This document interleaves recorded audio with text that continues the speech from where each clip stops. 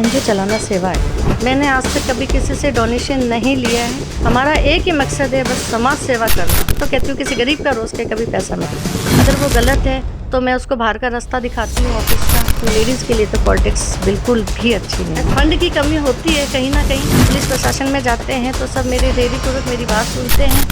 देखिए, रिश्वत तो कोई नाम ही नहीं लेता हमारे सामने। नमस्कार, आप देख रहे हैं संधि समाचार और मैं आपके साथ अदिति शर्मा। अक्सर आपने देखा होगा कि लोग समाज सेवा करते हैं, तो आज हमारे साथ एक ऐसी शख्सियत मौजूद हैं जिन्होंने समाज सेवा करने का बीड़ा उठाया। क्योंकि लोग कहते हैं सरकार खराब है, सिस्टम खराब है, सिस्टम काम नहीं करता, लेकिन उन्होंने खुद सरकार का हिस्सा बनने की बजाय एक एनजीओ का संस्थापक बनना मंजूर किया। और हमारे साथ हैं उषा जी, आपका बहुत बहुत स्वागत है। धन्यवाद दीदी जी, आप हमारे ऑफिस में आए और आपके चैनल द्वारा हम हमारी एनजीओ की बात इस बीकानेर तक या राजस्थान तक पहुंचाएंगे। तो आपका बहुत बहुत स्वागत है मेरे ऑफिस में। जी, मैं आपसे जानना चाहूँगी कि आपने समाज सेवा का कहाँ से सोचा, आपको कहाँ से इसकी प्रेरणा मिली? देखिए, इससे प्रेरणा मेरे को मेरी मम्मी और पापा से ही मिली है। क्योंकि मेरी मम्मी जो थी वो मोहल्ले में या आसपास के जो वार्ड होते थे उनमें अगर किसी महिला को हेल्प की ज़रूरत होती थी तो मेरी मम्मी उनकी हेल्प के लिए जाती थी। पापा मेरे गवर्नमेंट जॉब में होते हुए भी अगर किसी को मोहल्ले में या आसपास के लोगों में ज़रूरत होती थी तो वो ज़रूर पहुँचते थे। और उन्हीं को देख के मुझे ये प्रेरणा मिली कि मैं आगे जाके समाज सेवा करूँ। हालाँकि मेरे पापा ने मुझे बहुत चाहा था कि मैं गवर्नमेंट जॉब में हूँ, लेकिन मेरा शुरू से ही शौक था कि मैं अपना समाज सेवा करूं। अच्छा, मैं आपसे जानना चाहूँगी कि जैसे आजकल एनजीओ का काम ज़मीन से ज़्यादा इंस्टाग्राम, फेसबुक, सोशल मीडिया पर दिखाई देता है, तो आपका एनजीओ उन सब के बीच में कहाँ है? देखिए, इंस्टाग्राम या सोशल मीडिया पे सिर्फ लोग अपने जो है अपना नाम कमाना चाह रहे हैं, लेकिन मैं अपना काम धरातल से जुड़कर उन पीड़ित महिलाओं, उन पीड़ित लोगों तक काम करती हूँ। इससे मुझे सोशल मीडिया या इंस्टाग्राम की कोई ज़रूरत नहीं। अगर हम मन और तन से अपनी सेवा भाव करें तो हमें इंस्टाग्राम और फेसबुक की कोई ज़रूरत नहीं होती। हम लोगों में वैसे ही हम लोगों की सेवा करेंगे तो वैसे ही लोग हमें जानेंगे। अच्छा, आपने अपने एनजीओ की सफलता को कैसे नापते हैं कि जैसे आपने 1000 लोगों को भोजन कराया उस हिसाब से, या फिर इस तरह से कि कोई किसी के जीवन में कुछ बदलाव आया, सुधार हुआ? आप अपनी एनजीओ की सफलता को किस पैमाने पे नापते हैं? देखिए, मैं अपनी एनजीओ की सफलता को इस पैमाने पे नापती हूँ कि मेरे एनजीओ द्वारा अगर किसी का काम होता है और वो आकर और मुझे आशीर्वाद दे देते हैं, मेरे लिए वही बहुत सफल है कि मैंने बहुत अच्छा काम किया है।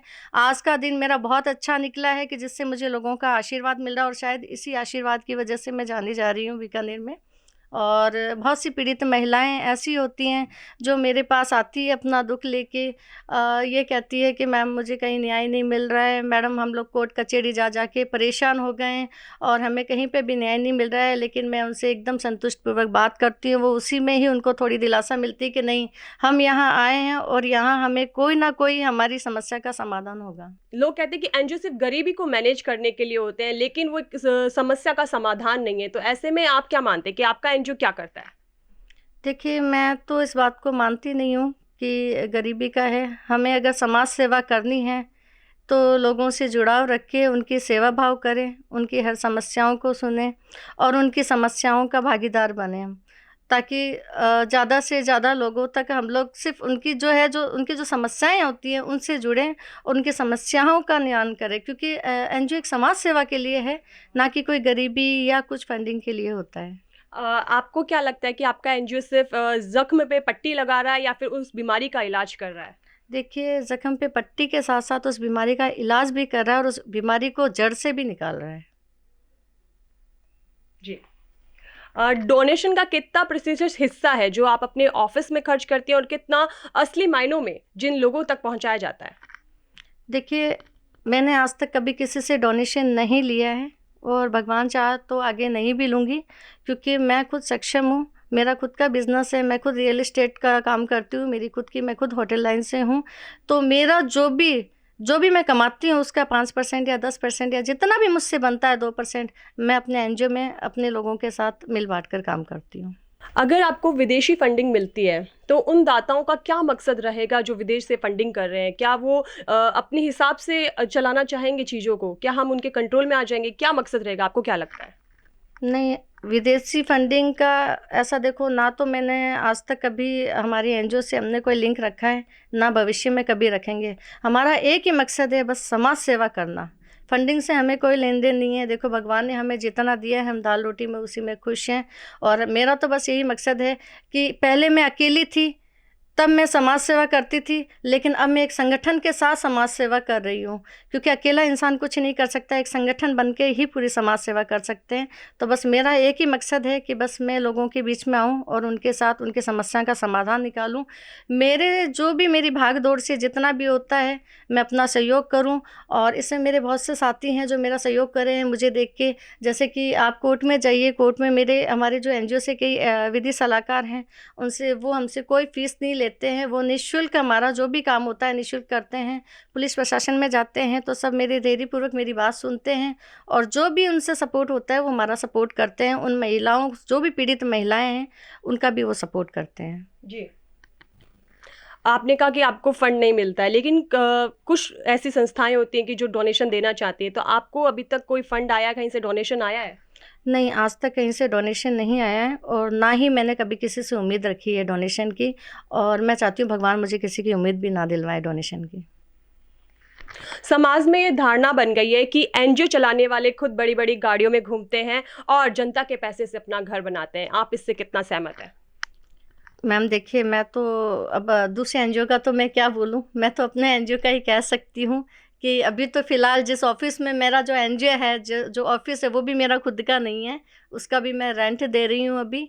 और रही गाड़ियों की, तो देखिए गाड़ी तो अब हम रियल एस्टेट का काम करते हैं तो गाड़ी की तो ज़रूरत रहती है, वो तो बेसिक सुविधाएं हैं। और आजकल लोन पे भी गाड़ियाँ खूब मिल रही है। जनता इल्ज़ाम लगाती है कि हमारे पैसों से बनाया जाता है ये सब। नहीं देखिए, मैं जनता का तो अब क्या कह सकती हूँ, जनता कुछ भी बोल सकती है, उसका तो मेरे पास कोई जवाब है नहीं। बाकी ऐसा कुछ नहीं है, अगर कोई मन से और अपना सेवा भाव से अगर काम करे तो ऐसा कुछ नहीं है कि गाड़ी है या जो नहीं है। जो बेसिक जो अपनी लाइफ है, जो बेसिक जो अपनी ज़िंदगी है, वो हम जी रहे हैं। इतना वो भी ऐसा नहीं है कि हमको बहुत बड़े हाई फाई से, ऐसा कुछ नहीं है। जो बेसिक जो ज़िंदगी है, जो मुझसे बनता है, जो हमसे ऐसा लगता है कि नहीं हमें समाज सेवा, हाँ जैसे कुछ गरीब बच्चियाँ होती है, उसके पेरेंट्स के सर पे हाथ नहीं होता है कई बार, और वो शादी लायक हो जाती है, तो उसके लिए ज़रूर हम लोग कई बार किसी से बोल देते हैं कि ये गरीब बच्ची है, अगर आप इनकी कोई हेल्प करना चाहिए, या हम लोग कुछ स्टेटस मेंशन करते हैं तो कोई थोड़ा बहुत अगर हमें कुछ हेल्प कर देता है तो वो ज़रूर हम हेल्प लेते हैं। बाकी ऐसा कुछ ही नहीं है कि हम कोई किसी गरीब को रोज़ की किसी का पैसा खाएं। ये तो देखो ऊपर वाले को भी जवाब देना होता है, तो किसी गरीब को, मैं तो कहती हूँ किसी गरीब का रोज़ के कभी पैसा मत खाएं। क्या आपको अपने NGO के काम में कभी प्रशासनिक रुकावटों का सामना करना पड़ा है? देखिए, प्रशासनिक जो रुकावट है आज तक तो नहीं आई है, उनका सपोर्ट ही रहा है मेरे साथ में। क्योंकि जब हम किसी के साथ जाते हैं, पहली बात तो ये है कि अगर मेरे साथ कोई महिला जा रही है तो पहले मैं खुद छानबीन करती हूँ कि ये महिला सही है या गलत है। अगर वो गलत है तो मैं उसको बाहर का रास्ता दिखाती हूँ ऑफिस का, और अगर यदि वो सही है तो उसके लिए मैं जी जान से, अगर मुझे कुछ भी करना पड़े, मैं उसके सपोर्ट में खड़ी रहती हूँ। और उसके लिए पुलिस प्रशासन भी मेरा पूरा सपोर्ट करती है, क्योंकि वो महिला सही होती है। और हम अगर किसी सही के साथ खड़े हैं तो कोई भी रुकावटें पैदा नहीं करेगा हमारे बीच में। क्या कभी आपको ऐसा लगा है कि सिस्टम बदलना आसान नहीं है, सिस्टम से लड़ना आसान नहीं है? देखिए, सिस्टम बदलना आसान नहीं है, लेकिन उसको बदला जा सकता है अगर हम सिस्टम से चलें तो। क्या आपकी संस्था है जो पूरी राजनीतिक प्रभाव से पूरी तरह दूर है? बिल्कुल, मैं पॉलिटिक्स से एकदम दूर हैं, क्योंकि हम 36 कौम को लेके काम करते हैं साथ में, और राजनीतिक से हम लोग बिल्कुल दूर हैं। इसलिए दूर हैं क्योंकि देखिए हर तरीके के मुद्दे आते रहते हैं राजनीतिक में, और हमारे लिए तो सब एक समान है, चाहे कोई भी हो। राजनीतिक तो बस वही है, कहते हैं कि फूट डालो और राज करो, तो वो सब यहाँ हमारे NGO में नहीं है। अक्सर देखा जाता है कि जो NGO के संस्थापक होते हैं वो बाद में राजनीति में उतर जाते हैं। कहीं ना कहीं एक NGO के संस्थापक होना राजनीति का लॉन्च पैड माना जाता है, आपको लगता है? बिल्कुल होता है ऐसा काफ़ी, क्योंकि संगठन जब बड़े हो जाते हैं तो कई जो राजनीतिक जो लोग होते हैं वो इनको बोलते हैं कि आप इसमें आइए, राजनीतिक में आइए। बाकी मैं पॉलिटिक्स से बहुत दूर हूँ, मुझे पॉलिटिक्स बिल्कुल भी नहीं पसंद, और मैं तो कहती हूँ लेडीज़ के लिए तो पॉलिटिक्स बिल्कुल भी अच्छी नहीं है। ऐसा क्यों लगता है आपको? बिल्कुल, मैं, हमारी देश की राष्ट्रपति हैं, वो भी एक महिला है। वो महिला हैं, देश की राष्ट्रपति महिला है, लेकिन फ़िलहाल जो छोटे स्तर से जो लेडीज़ जो राजनीतिक में ऊपर तक जाती हैं, तो थोड़ा सा मेरा मानना ये है कि मैं पसंद नहीं करती हूँ, तो शायद हो सकता है कि मुझे राजनीतिक नहीं पसंद है। एनजीओ चलाना सेवा है या फिर पैसा? एनजीओ चलाना सेवा है। सबसे बड़ी चुनौती क्या है आपके सामने, सरकारी सिस्टम या लोगों का अविश्वास? देखिए, सबसे बड़ी चुनौती है लोगों का विश्वास। विश्वास जीतना बहुत मुश्किल है लोगों का। एनजीओ के बारे में सबसे बड़ी गलतफहमी क्या है लोगों में? एनजीओ के बारे में सबसे बड़ी गलतफहमी यही फंडिंग की रहती है कि लोग एनजीओ चलाते हैं तो सिर्फ पैसा कमाने के लिए। क्या बिना फोटो खिंचवाए कोई काम करना, कोई दान करना मुमकिन है? बिल्कुल, बिना फ़ोटो खिंचवाए अगर आप दान करते हैं तो वही महादान है। फ़ोटो खिंचवा के तो आप सिर्फ पब्लिसिटी पा रहे हो। फंड की कमी या विजन की कमी सबसे ज़्यादा क्या खटता है आपको? देखिए, सबसे ज़्यादा तो फंड की कमी होती है कहीं ना कहीं, लेकिन फिर भी मैनेज करते हैं। वो कहते हैं ना कि पैर उतना ही फैलाइए जितनी आपकी चादर हो, तो उसी हिसाब से मैं काम करती हूँ। जी। समाज सेवा में सक्सेस का मतलब अवार्ड्स हैं या फिर उन चेहरों की मुस्कान?